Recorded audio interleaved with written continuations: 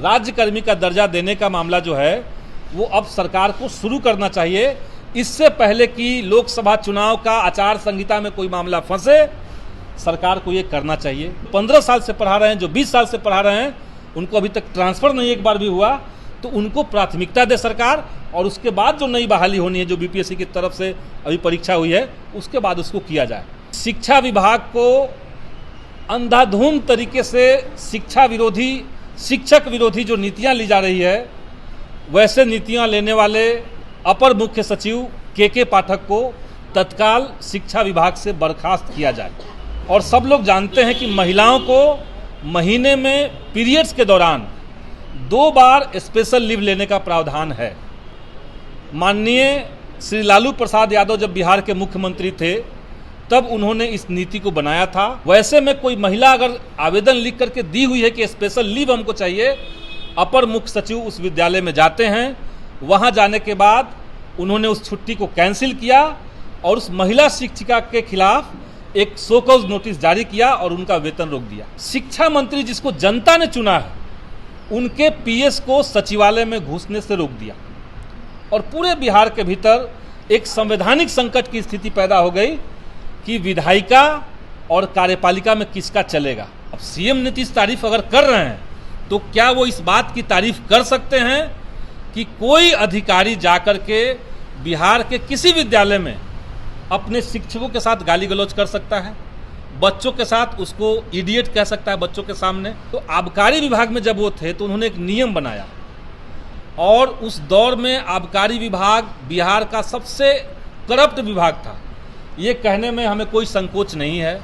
और उन्होंने जो पैटर्न शुरू किया, उसके चलते आज तक आबकारी विभाग जो है वो अंधाधुंध पैसा लूटने में लगा हुआ है। लेकिन माननीय मुख्यमंत्री जी अगर तारीफ कर रहे हैं के पाठक का, तो इस बात को बताएं कि अभी तक के पाठक से बिहार के कितने जनप्रतिनिधि मिल सके हैं। शिक्षा विभाग के अपर मुख्य सचिव के पाठक इन दिनों चर्चा का विषय बने हुए हैं, क्योंकि जिस तरह से शिक्षकों के लिए फरमान जारी कर रहे हैं, तो एक और जो है शिक्षकों में काफ़ी नाराज़गी देखने को मिल रही है। वहीं सरकार में जो विधायक हैं वो भी काफ़ी के पाठक से नाराज़ है, क्योंकि फरमान जिस तरह से जारी कर रहे हैं, कभी छुट्टी रद्द कर देते हैं तो कभी जो है कबाड़ी बेचने का फरमान जारी कर देते हैं। इन दिनों जिस तरह से रक्षाबंधन में छुट्टी रद्द कर दी गई है, अन्य पर्वों में छुट्टी रद्द कर दी गई है, तो वहाँ पे जो है तमाम जो विधायक हैं वो काफ़ी नाराज़ हैं। सरकार में रहते हुए भाकपा वाले के विधायक भी काफ़ी नाराज़गी जता रहे हैं और के पाठक को जो है बर्खास्त करने की मांग कर रहे हैं। क्या कुछ कह रहे हैं संदीप सौरभ, सबसे पहले आप वो सुने। शिक्षकों की थी राज्यकर्मी का दर्जा देने को लेकर के, आप सब लोग जानते हैं कि 5 अगस्त के दिन बिहार में माननीय मुख्यमंत्री महोदय ने अपने आवास पे, मुख्यमंत्री आवास पे महागठबंधन के जो घटक दल हैं उनके साथ एक बैठक की थी। उस बैठक में भाकपा माले की तरफ से मैं भी मौजूद था और वहाँ पे तकरीबन 2 घंटे की लंबी बातचीत के बाद सरकार ने कहा कि हम इस मामले को सकारात्मक तरीके से लेते हैं और उस दिशा में सरकार बढ़ेगी।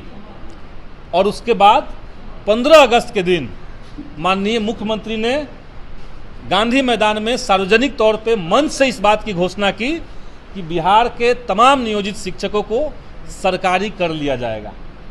तो राज्यकर्मी उनका अभिप्राय था। उसके बाद माननीय उप मुख्यमंत्री ने भी अपने भाषण में कहा कि उनको राज्यकर्मी का दर्जा देंगे।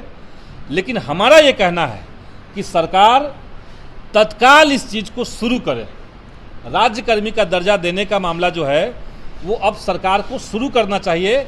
इससे पहले कि लोकसभा चुनाव का आचार संहिता में कोई मामला फंसे, सरकार को ये करना चाहिए।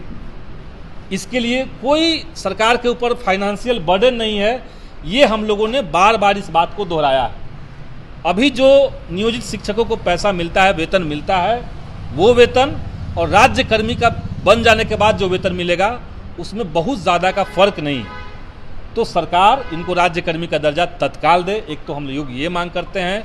इसके साथ ही साथ राज्यकर्मी का दर्जा के साथ जुड़ा हुआ एक और मामला है जिसमें हम लोग चाहते हैं कि सरकार जो है वो स्थानांतरण का जो प्रावधान है, सब लोग जानते हैं कि 2020 में बिहार सरकार ने नियोजित शिक्षकों के लिए जो सेवा शर्त नियमावली लाई थी, उस नियमावली में उन्होंने उल्लेख किया कि बिहार के सभी शिक्षकों को जिसमें महिलाओं को और दिव्यांगों को प्राथमिकता दी गई।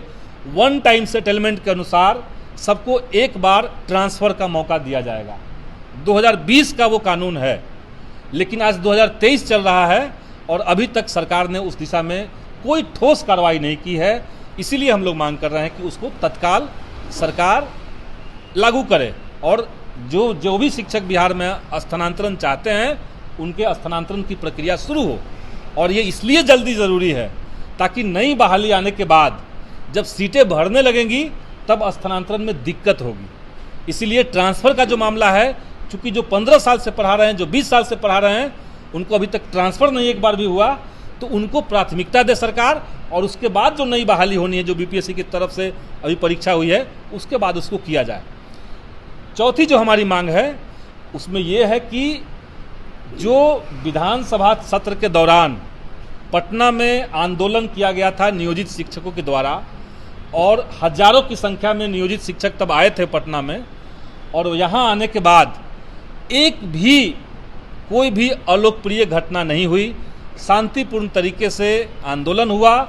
जितने शिक्षक इस आंदोलन में शामिल हुए थे वो अपने स्कूल में सीएल लेकर के आए थे, छुट्टी लेकर के लोग आए थे। जहां आंदोलन हुआ उसके लिए सरकार से लिखित अनुमति ली गई थी। बिहार शिक्षक संघर्ष मोर्चा ने अपने लेटर हेड पर अनुमति ली थी। तब उस आंदोलन में शामिल होने के लिए जितने शिक्षकों के ऊपर कार्रवाई हो रही है उन कार्रवाइयों को तत्काल सरकार रद्द करे, उसको वापस ले और शिक्षकों की ये जो 4-5 मांगे मैंने आपके सामने रखी है इस पर सरकार गंभीरतापूर्वक विचार करे। अन्यथा आने वाले दिनों में ये बात तय है कि बिहार शिक्षक संघर्ष मोर्चा दोबारा से अपनी ताकत को समेट करके हम लोग बैठक करेंगे और फिर से आंदोलन की हम लोग रूपरेखा तय करेंगे। जनवरी से लेकर के अभी तक ये जो सत्र है, ये साल है, इसमें जितना वर्किंग डे रहा है स्कूलों के अंदर, जितने समय पढ़ाई हुई उसको अगर काउंट किया जाए और पुराने कैलेंडर से पुरानी छुट्टियों के अनुसार अगर जो शेष बचे हुए साल हैं इसको अगर जोड़ दिया जाए तो कुल मिलाकर के टोटल वर्किंग डे स्कूलों के अंदर जो हो रहा है वो 251 है। 251 डेज बिहार के अंदर स्कूलों में पढ़ाई होगी। जो राइट टू एजुकेशन एक्ट की बात हो रही है, जो अपर मुख्य सचिव ने अपनी चिट्ठी में जिसका उल्लेख किया है, उस एक्ट के अनुसार प्राथमिक शिक्षा के लिए साल में 200 दिन विद्यालय खुलना ज़रूरी है। जो मिडिल स्कूल है उसमें 220 दिन, उसमें 220 दिन खुलना ज़रूरी है।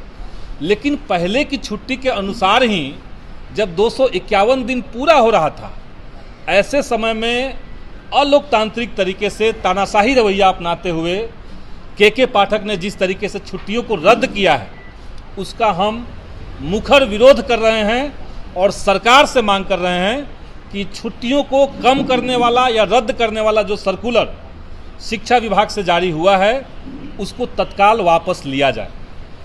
इसके साथ ही साथ हम माननीय मुख्यमंत्री महोदय से, माननीय शिक्षा मंत्री महोदय से ये मांग करते हैं कि शिक्षा विभाग को अंधाधुंध तरीके से शिक्षक विरोधी जो नीतियां ली जा रही है वैसे नीतियां लेने वाले अपर मुख्य सचिव के पाठक को तत्काल शिक्षा विभाग से बर्खास्त किया जाए। मामला सिर्फ छुट्टियों का नहीं है। इससे पहले भी हम लोगों ने देखा कि वैशाली जिला में एक महिला शिक्षिका जो अपने विद्यालय में स्पेशल लीव लेकर के अपने घर पे थी, और सब लोग जानते हैं कि महिलाओं को महीने में पीरियड्स के दौरान 2 बार स्पेशल लीव लेने का प्रावधान है। माननीय श्री लालू प्रसाद यादव जब बिहार के मुख्यमंत्री थे तब उन्होंने इस नीति को बनाया था और पूरे देश के अंदर ये नीति एक मिसाल के रूप में था। लेकिन बिहार में जब वो नीति चल रही थी, वैसे में कोई महिला अगर आवेदन लिख करके दी हुई है कि स्पेशल लीव हमको चाहिए, अपर मुख्य सचिव उस विद्यालय में जाते हैं। वहाँ जाने के बाद उन्होंने उस छुट्टी को कैंसिल किया और उस महिला शिक्षिका के खिलाफ एक शो कॉज नोटिस जारी किया और उनका वेतन रोक दिया। इतना ही नहीं, हमने ये भी देखा कि समय समय पर वो चाहे पदाधिकारियों की बैठक हो या विद्यालयों में जब दौरा करते हैं के पाठक, वहाँ जाने के बाद वो इतना इनसेंसिटिव तरीके से, इतना असंवेदनशील तरीके से टीचर्स से बात करते हैं। जैसे पिछले बार एक वीडियो वायरल हुआ, आप लोगों ने देखा होगा, जिसमें वो एक शिक्षक को इडियट कह रहे हैं, मोटा इडियट कह रहे हैं, और बच्चों के सामने कह रहे हैं। के पाठक को ये जानना चाहिए कि वो आज जिस पद पर हैं, कोई न कोई शिक्षक उनको पढ़ाया होगा, तभी वो उस पद पर गए हैं। और वैसे समय में जब आप किसी पद पर चले गए हैं तो आप शिक्षकों के साथ गाली गलौज नहीं कर सकते हैं। ये कतई बर्दाश्त नहीं किया जाना चाहिए।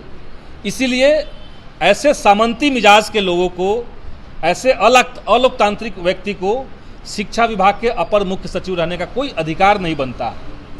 इससे पहले आप सब लोगों ने देखा कि बिहार के भीतर माननीय शिक्षा मंत्री के साथ एक ज़बरदस्त कॉन्फ्लिक्ट पैदा करके इन लोगों ने, अपर मुख्य सचिव ने एक सर्कुलर जारी किया, एक लेटर जारी किया, जिसमें वो शिक्षा मंत्री जिसको जनता ने चुना है, उनके पीएस को सचिवालय में घुसने से रोक दिया।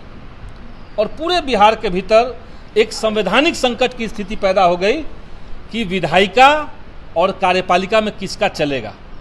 उस समय भी हम लोगों ने यही लाइन लिया था कि कार्यपालिका जो है वो विधायिका के मातहत ही हो सकता है, उसके अंदर ही हो सकता है। इसीलिए हमारी एक तो पहली मांग आज है कि के पाठक को निलंबित किया जाए और छुट्टियों को कम करने का जो उन्होंने फरमान जारी किया है उसको तत्काल सरकार रद्द करे। के पाठक का जो पूरा कामकाज करने का तरीका है, इससे पहले वो जिन जिन विभागों में थे उन सब का ट्रैक रिकॉर्ड अगर जाना जाए तो सब जगह ही दिक्कत है। इससे पहले वो आबकारी विभाग में भी थे, कृषि विभाग में भी थे। तो आबकारी विभाग में जब वो थे तो उन्होंने एक नियम बनाया, और उस दौर में आबकारी विभाग बिहार का सबसे करप्ट विभाग था, ये कहने में हमें कोई संकोच नहीं है। और उन्होंने जो पैटर्न शुरू किया उसके चलते आज तक आबकारी विभाग जो है वो अंधाधुंध पैसा लूटने में लगा हुआ है। उन्होंने नियम बना दिया कि हर जिले को एक लक्ष्य दे दिया गया कि आपको हर दिन 100 लोगों को अरेस्ट करना है। अगर उनके यहाँ 100 लोग अरेस्ट शाम तक नहीं हो रहा है तो किसी तरीके से अधिकारी जा रहे हैं और रैंडम तरीके से किसी को भी अरेस्ट करके पैसे की उगाही कर ले रहे हैं। तो उनका ट्रैक रिकॉर्ड अच्छा नहीं है। कई जगह हमने देखा कि अधिकारियों के साथ बातचीत में गाली गलौज का इस्तेमाल करना, साला कह देना किसी को, अभी इडियट किसी को कह देना, मोटा किसी को कह देना, ये जो उनका पूरा व्यवहार है ये दिखा रहा है कि वो अपने आप को एक जमींदार समझते हैं और बाकी लोगों को आसामी समझते हैं। अब सीएम नीतीश तारीफ अगर कर रहे हैं तो क्या वो इस बात की तारीफ कर सकते हैं कि कोई अधिकारी जाकर के बिहार के किसी विद्यालय में अपने शिक्षकों के साथ गाली गलौज कर सकता है, बच्चों के साथ उसको इडियट कह सकता है बच्चों के सामने? कल होकर के वो शिक्षक अपने बच्चों को क्या मुंह दिखाएगा? तो क्या इसकी तारीफ माननीय मुख्यमंत्री कर सकते हैं? अगर नहीं कर सकते हैं तो सीधी बात है कि वैसे अधिकारियों को पद से हटाया जाए। शिक्षा विभाग एक ऐसा विभाग है, ये कोई दूसरे विभाग की तरह चीज़ नहीं है जिसमें कुछ ही लोगों का कंसर्न है। शिक्षा विभाग ऐसा विभाग है जो बिहार के हर नागरिक को प्रभावित करता है, हर नागरिक के सवाल उसमें जुड़े हुए हैं। एक जनप्रतिनिधि होने के नाते अगर हम लोग के पास शिक्षा से जुड़ा हुआ कोई मसला आता है तो हम लोग तो शिक्षा विभाग में जाकर के अधिकारी से बात कर सकते हैं। लेकिन माननीय मुख्यमंत्री जी अगर तारीफ कर रहे हैं के पाठक का तो इस बात को बताएं कि अभी तक के पाठक से बिहार के कितने जनप्रतिनिधि मिल सके हैं। हमने 3 बार कोशिश की उनसे मिलने की, वो ऑफिस में नहीं रहते हैं, वो क्षेत्र में घूम रहे हैं, उनको मजा आ रहा है नेता बनने में, उनको लग रहा है कि रोज अखबारों में सुर्खियों में वो रह रहे हैं किसी न किसी तरीके से। तो ये ठीक नहीं है, इसलिए हम लोग की बात समझी जाए। सरकार से हम यही अपील करेंगे और वैसे व्यक्ति पे कार्रवाई हो। तो आपने साफ तौर पे सुना, उनका कहना है कि जिस तरह से रवैया है के पाठक का, कड़क रवैया, वो तो ठीक है, लेकिन फरमान जो जारी कर रहे हैं तो वो कहीं ना कहीं गलत है। क्योंकि जिस तरह से जो है पर्व त्यौहार में छुट्टी रद्द कर दी जाती है तो शिक्षक काफ़ी नाराज़ हैं, क्योंकि जो तय था स्कूल खुलने का वो तो चल ही रहा था, लेकिन फिर से जो है नया आदेश जारी करते हैं तो इससे पता चलता है कि उनका जो है किस तरह से जो है रवैया हो गया। वहीं पे जो है बात करें राज्यकर्मी के दर्जे को लेकर के भी उन्होंने कहा है कि हम सरकार से मांग कर रहे थे, फिर से हम मांग कर रहे हैं, अगर राज्यकर्मी का दर्जा नहीं मिलता है तो शिक्षक संघर्ष मोर्चा के साथ हम फिर से बड़ा आंदोलन बिहार में करेंगे। तो अभी तक के लिए इतना ही, देखते रहिए live Bihar. Live Bihar YouTube पर सब्सक्राइब और फेसबुक पर लाइक जरूर करें।